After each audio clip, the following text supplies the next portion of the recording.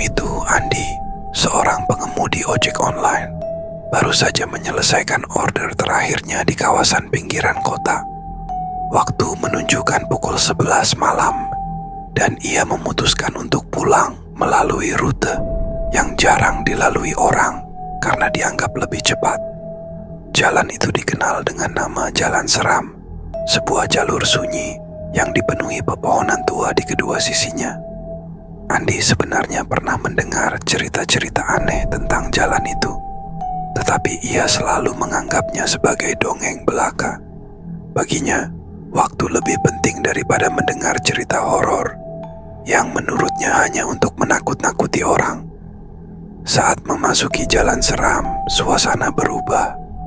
Lampu jalan sangat minim, hanya ada beberapa yang menyala redup. Pohon-pohon besar di sepanjang jalan tampak seperti siluet menakutkan. Dahan-dahannya melambai seperti tangan-tangan hitam.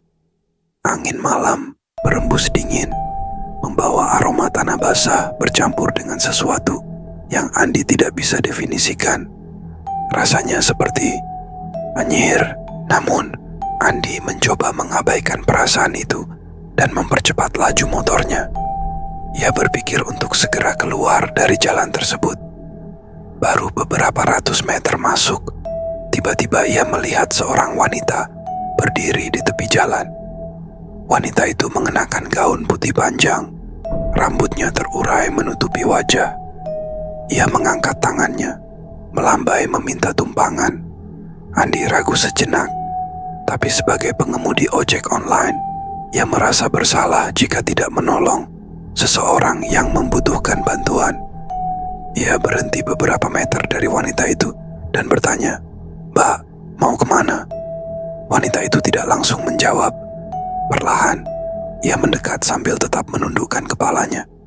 Suaranya lirih ketika berkata, "Tolong antar saya pulang." "Oh, boleh, Mbak. Naik aja," jawab Andi sambil sedikit bergidik. Wanita itu naik ke jok belakang tanpa banyak bicara. Aneh, ia tidak menyebutkan alamat tujuan. Andi mencoba mencairkan suasana dengan bertanya, "Rumahnya di mana, Mbak?" "Ikuti jalan ini, nanti saya beritahu," jawab wanita itu singkat. Andi merasa sedikit tidak nyaman, tapi ia tetap melanjutkan perjalanan.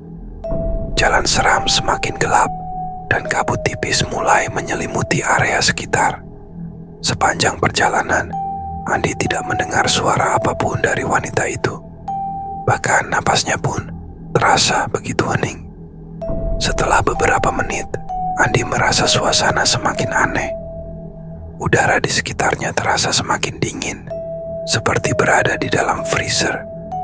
Ia mencoba melihat wanita itu dari kaca spion, tetapi yang terlihat hanya rambut hitam panjang menutupi wajah. Wanita itu duduk diam tanpa bergerak sedikit pun. Tiba-tiba, wanita itu berkata dengan suara yang lebih pelan, hampir seperti bisikan, "Belok kanan di depan." Andi menuruti arahannya, meskipun ia merasa jalan itu semakin masuk ke area yang tidak dikenalnya. Setelah beberapa saat, ia menyadari bahwa jalan itu tidak lagi beraspal. Sebagai gantinya, jalanan berubah menjadi tanah berbatu, dikelilingi oleh pepohonan yang lebih lebat. "Mbak, rumahnya di mana?" "Kok rasanya makin jauh ya?" tanya Andi, mencoba menyembunyikan rasa takut yang mulai menguasainya. Wanita itu tidak menjawab, hanya suara deret motornya yang terdengar di antara keheningan malam. Andi mulai merasa ada sesuatu yang salah. Tiba-tiba, ia mencium bau anyir yang sangat menyengat. Bau itu begitu kuat hingga membuatnya mual. "Mbak, ini bau apa ya? Kok aneh banget?" tanya Andi sambil menutup hidungnya. Wanita itu masih diam, tapi kemudian ia mulai tertawa. Tawanya pelan pada awalnya, namun semakin lama semakin keras dan menyeramkan. Andi merasakan bulu kuduknya meremang. Ia langsung menghentikan motornya dan menoleh ke belakang. Saat itulah ia melihatnya. Wanita itu sudah tidak lagi terlihat seperti manusia. Wajahnya pucat dengan mata hitam pekat tanpa bola mata. Mulutnya Mulutnya tersenyum lebar, menampilkan gigi-gigi tajam yang penuh darah. Gaunnya yang putih kini basah oleh cairan merah gelap yang menetes ke tanah. "Kau ingin tahu rumahku?" tanya wanita itu dengan suara serak yang terdengar seperti dua suara sekaligus. "Ini rumahku." Andi tersentak. Ia melihat sekeliling dan menyadari bahwa ia berada di tengah-tengah kuburan tua yang dipenuhi batu nisan. Pohon-pohon besar di sekitarnya tampak seperti bayangan hidup yang mengintai. Tanpa pikir panjang, Andi memutar gas motornya dan mencoba melarikan diri. Namun, motor itu seperti kehilangan tenaganya. Tidak peduli seberapa keras ia menarik gas, motor itu hanya bergerak pelan. Di belakangnya, wanita itu tertawa keras sambil mulai melayang mendekatinya. "Kau tidak bisa lari, kau milikku sekarang." Andi panik. Ia meloncat dari motornya dan berlari secepat mungkin, meninggalkan kendaraannya. Napasnya tersengal-sengal saat ia mencoba menemukan jalan keluar. Namun, semakin ia berlari, semakin dalam ia terasa masuk ke dalam kuburan itu. Suara tawa wanita itu terus menggema di belakangnya. Tiba-tiba, ia tersandung sesuatu dan jatuh tersungkur. Ketika ia mencoba bangkit, ia melihat bahwa ia tersandung sebuah batu nisan. Nama di batu nisan itu membuatnya terperanjat, Celia Patra. Sebelum ia sempat memahami apa yang terjadi, wanita itu muncul tepat di depannya. Wajahnya kini hanya sejengkal dari Andi. Bau busuk dan dingin kematian menyelimuti tubuhnya. Wanita itu membuka mulutnya, seakan ingin menelan Andi hidup-hidup. Dalam detik terakhir sebelum wanita itu menyentuhnya, Andi terbangun. Ia tersadar berada di jok motornya, terengah-engah. Jalan seram yang tadi gelap kini tampak normal. Lampu jalan menyala dan tidak ada tanda-tanda kuburan atau wanita menyeramkan itu.